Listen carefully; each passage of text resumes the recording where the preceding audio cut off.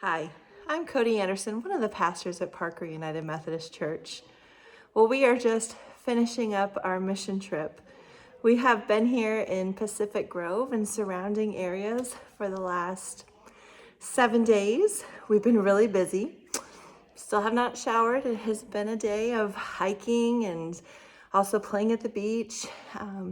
Lots of laughter, lots of fun.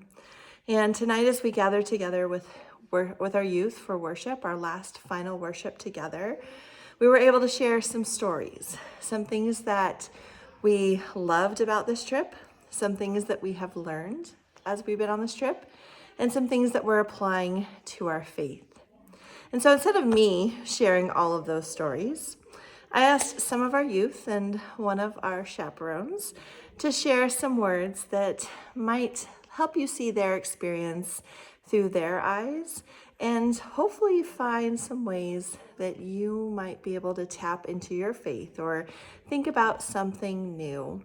So without further ado, here are our wonderful youth and our chaperone. Hi, my name is Jeff Haskell, and I was one of the leaders on this year's mission trip to Pacific Grove, California, and wanted to share a story that I shared with our group earlier tonight, and appropriately it is called The Starfish Story. One day there was an old man, and he was out for a walk on the beach, and he noticed as the tide had gone up that it had left hundreds of starfish stranded on the shoreline. And as he continued his walk, he looked down the beach and he saw a young boy who was gathering up some of the starfish. As he gathered enough, he would toss them back into the ocean. As the man got closer to the boy, he asked him what he was doing and why he was spending so much energy tossing the starfish back into the water. And the boy simply replied, "Well, they can't survive if they're left out in the sun." And as the man looked around further, there was miles of shoreline, and he said to the boy, "Well, surely with thousands and thousands of miles of shoreline, such an effort can only make a small difference." So the boy simply smiled, bent down, picked up another starfish and tossed it into the ocean. And he smiled again at the old man and said, "It made a difference to that one." The old man then simply returned the gaze, returned the smile, knelt down, picked up a starfish, and threw it into the ocean. And the reason I shared that with our group tonight is it really reminded me of some of the things that I saw on this trip.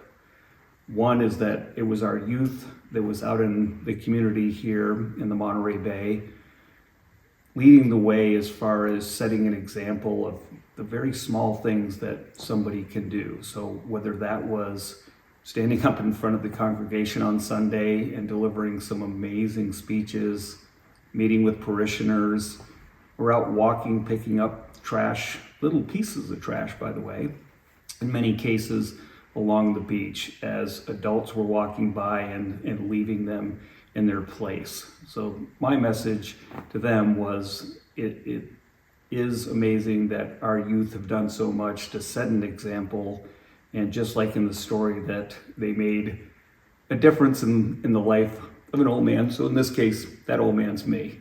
And they really changed my perspective on the things that youth can accomplish when they put their mind to it.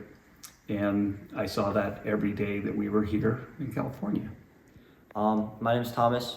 I'm going into 10th grade, and my favorite part about this mission trip was probably when we went kayaking. I had a very, I would say, energetic partner that constantly wanted to flip the boat over to see what it would be like. But what I'm bringing away from this mission trip is that I learned that faith takes time. You don't get it instantly. You have to kind of work for it, work for the relationship to be able to be closer to God. Hi, I'm Grace, and my favorite part of this trip was just getting to know other people better and being in a new environment. The nature's really awesome here. There's beaches, and we got to see the redwoods, which was awesome. But specifically, my favorite part was getting to go tide pooling in the morning. We got to open our eyes to so many different things you would have never known were there, such as really small animals like little crabs and different kinds of plants and stuff. And I just think it's cool to learn about what things are there. I just think that's really cool to learn about, like, to experience how you would never notice that those things are there if you weren't stopping to think about them. And I just think it's really cool that God made each and every one of those small things, just like the crabs, with just as much purpose as he made us.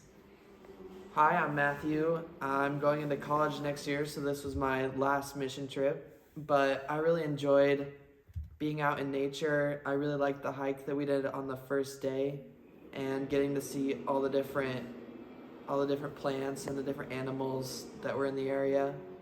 And I think from this trip especially, it's been a lot different than the other ones I've been on, and something that I've been able to take away from it is really just the interconnectedness of everything and how all of the creatures kind of come together.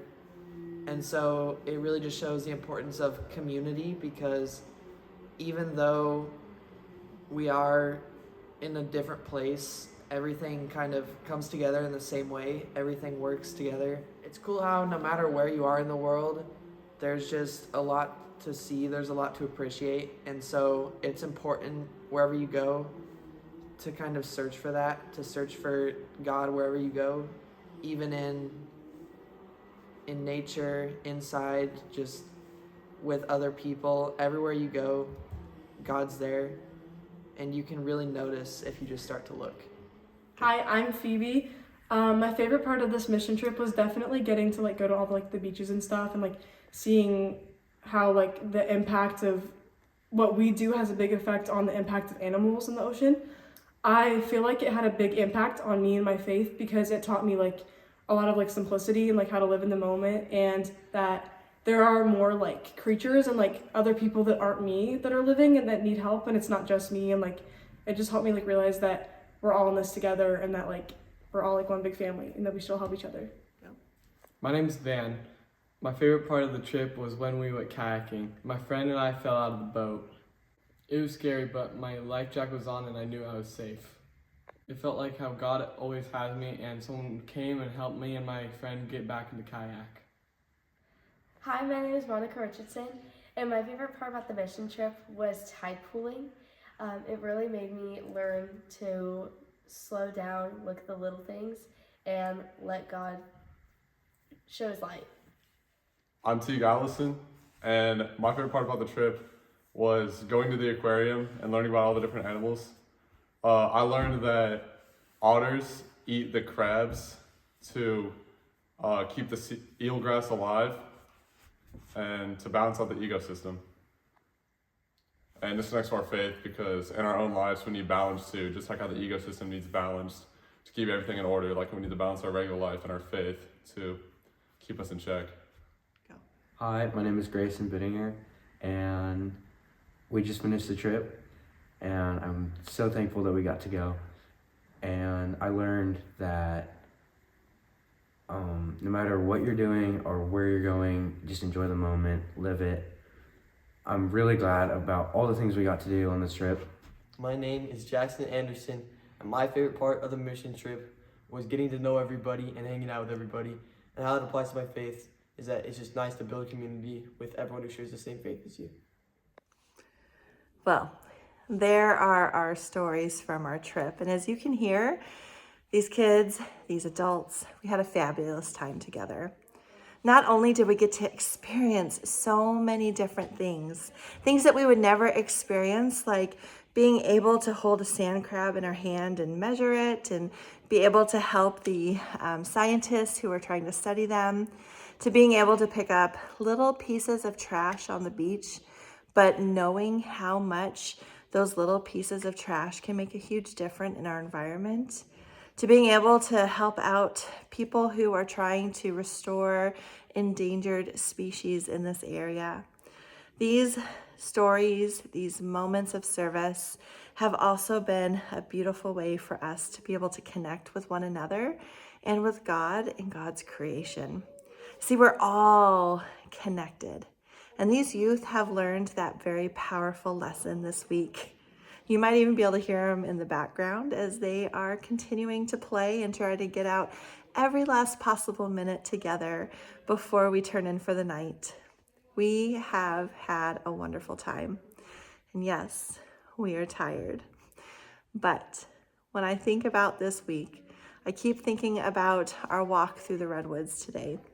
These huge, beautiful trees that have this strong, large trunk, but you might not know this, they're a lot like the aspen trees. Their roots don't go very deep to hold all of that tree, and so they connect with one another under the ground.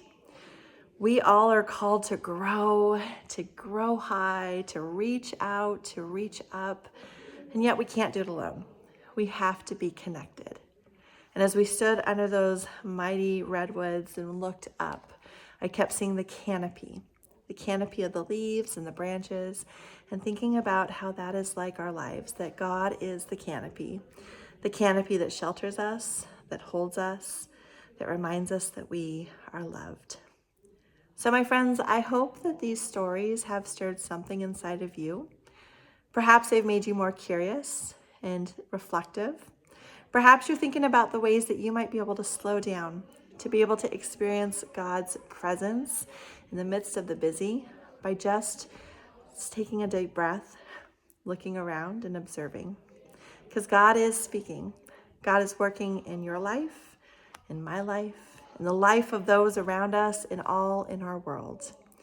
So let's take a lesson from these youth to slow down, to pay attention, to join together in community, to see how God is working, and then what are the little things that we can do to make a difference. Remember, you are loved and you are called to love. So let us be a blessing, even in those small moments. We'll see you at home, my friends.